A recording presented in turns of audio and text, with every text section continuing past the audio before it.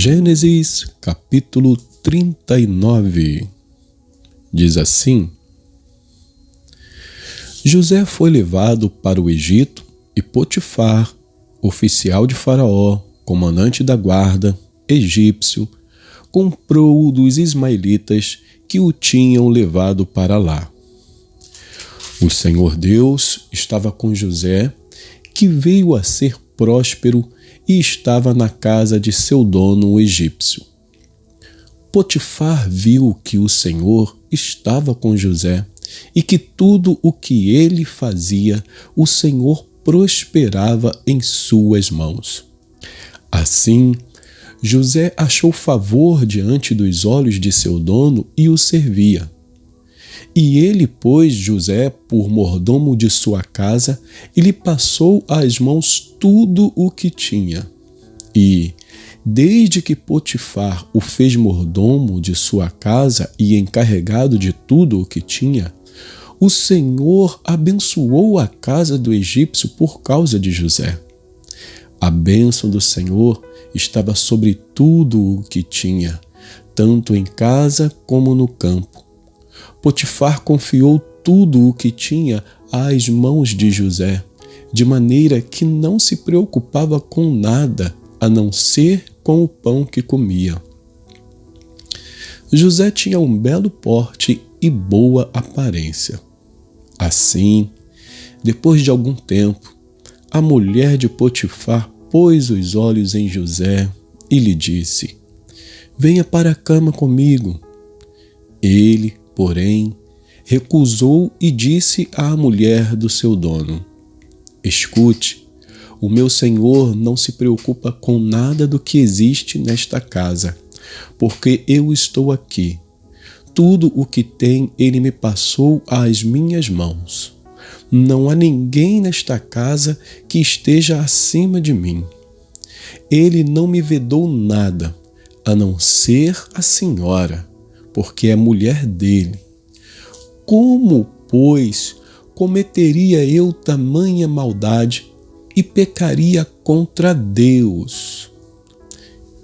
Ela falava com José todos os dias, mas ele não lhe dava ouvidos, recusando-se a ir para a cama com ela e a ficar perto dela.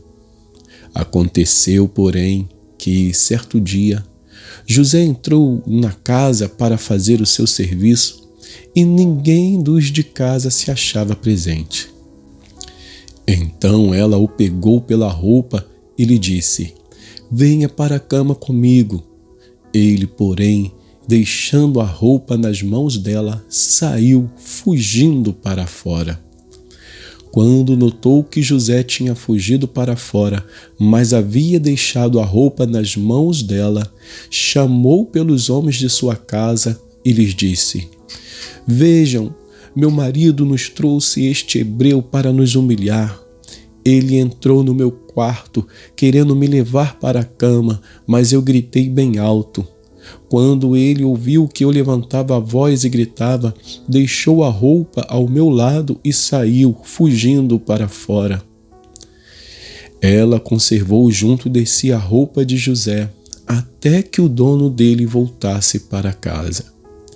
Então lhe falou, segundo as mesmas palavras, e disse: "O escravo hebreu que você nos trouxe entrou no meu quarto para me humilhar.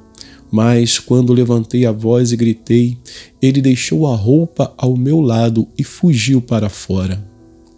Quando o dono ouviu as palavras de sua mulher, que lhe disse: "Foi assim que seu escravo me tratou," ele ficou irado. E o dono de José o tomou e o lançou na prisão, no lugar onde os presos do rei estavam encarcerados. Ali José ficou na prisão. O Senhor, porém, estava com José, foi bondoso com ele e fez com que encontrasse favor aos olhos do carcereiro. Este confiou às mãos de José todos os presos que estavam no cárcere. E José fazia tudo o que se devia fazer. O carcereiro não se preocupava com nada do que tinha sido entregue às mãos de José, porque o Senhor estava com ele, e tudo o que ele fazia, o Senhor prosperava. Capítulo 40. Passadas estas coisas, aconteceu que o copeiro e o padeiro do rei do Egito ofenderam o seu senhor, o rei do Egito. O faraó indignou-se contra os seus 2 oficiais, o copeiro-chefe e o padeiro-chefe, e mandou prendê-los na casa do comandante da guarda, no cárcere onde estava José. O comandante da guarda os deixou aos cuidados de José para que os servisse, e por algum tempo estiveram na prisão. E os 2 sonharam, cada um o seu sonho, na mesma noite, cada sonho com o seu próprio significado, o copeiro e o padeiro do rei do Egito, que se achavam encarcerados. Quando José chegou pela manhã, viu-os, e eis que estavam preocupados. Então perguntou aos oficiais de Faraó que estavam com ele no cárcere da casa do seu senhor: por que vocês estão com a cara triste hoje? Eles responderam: tivemos um sonho e não há quem o interprete. José lhes disse: não pertencem a Deus as interpretações? Contem-me o sonho que tiveram. Então o copeiro-chefe contou o seu sonho a José. Ele disse: em meu sonho havia uma videira diante de mim, e na videira havia 3 ramos. Ao brotar a videira, havia flores, e seus cachos produziam uvas maduras. O copo de Faraó estava na minha mão. Peguei as uvas e as espremi no copo de Faraó, e os entreguei a Faraó. Então José disse: esta é a interpretação do sonho. Os 3 ramos são 3 dias. Dentro de 3 dias, Faraó vai reabilitar você e reintegrá-lo no seu cargo, e você lhe dará o copo na mão dele, segundo o costume antigo, quando era seu copeiro. Porém, lembre-se de mim quando tudo lhe correr bem. Peço que você seja bondoso para comigo e fale a meu respeito com Faraó e me tire desta prisão, porque, de fato, fui roubado da terra dos hebreus e aqui nada fiz para que me pusessem nesta masmorra.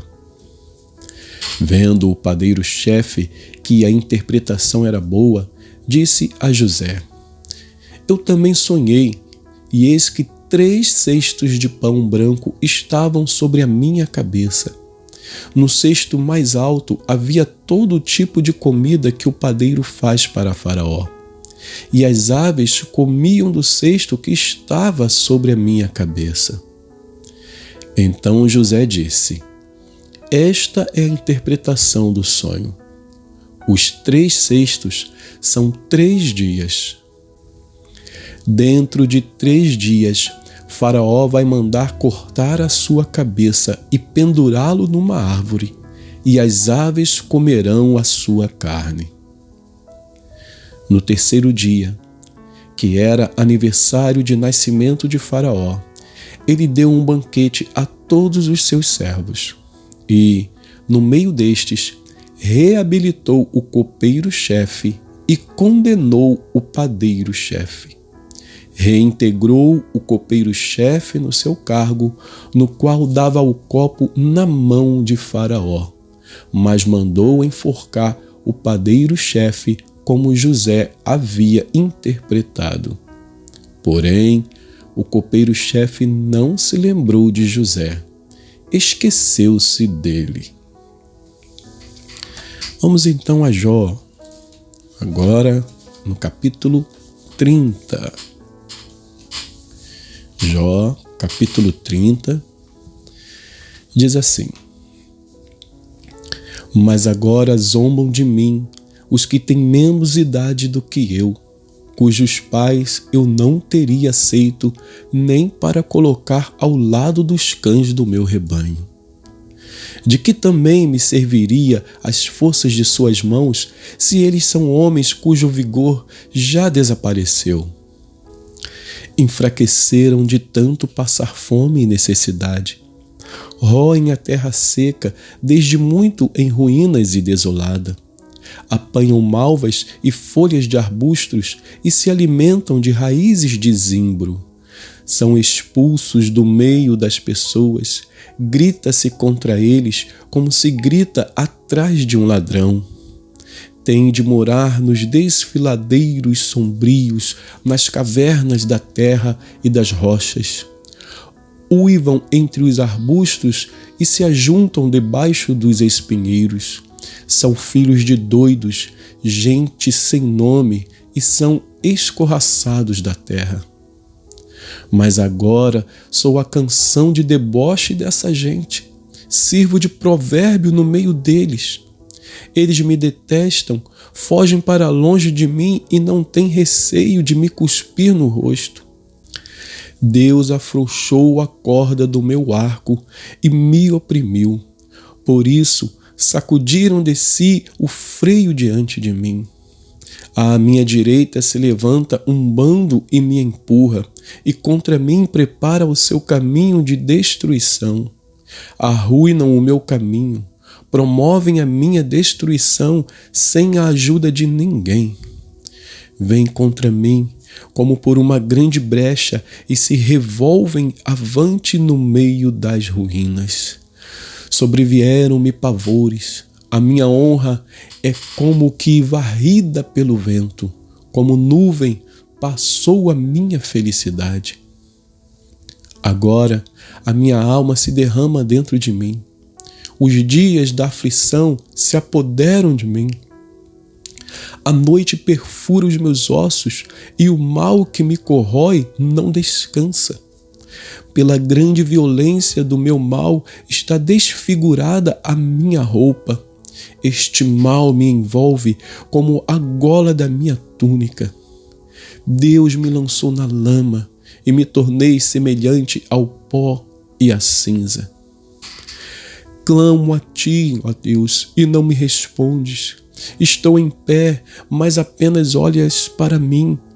Tu foste cruel comigo, e com a força da tua mão me atacas. Tu me levantas sobre o vento e me fazes cavalgá-lo. No estrondo da tempestade me jogas de um lado para o outro. Pois eu sei que me levarás à morte e à casa destinada a todos os vivos. Não é fato que de um montão de ruínas um homem estenderá a sua mão e, na sua desventura, não levantará um grito por socorro? Por acaso não chorei por aquele que atravessava dias difíceis? Não se angustiou a minha alma pelo necessitado? Quando eu esperava o bem, eis que me veio o mal.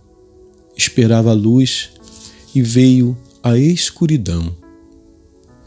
O meu íntimo se agita sem cessar, e dias de aflição me sobrevêm.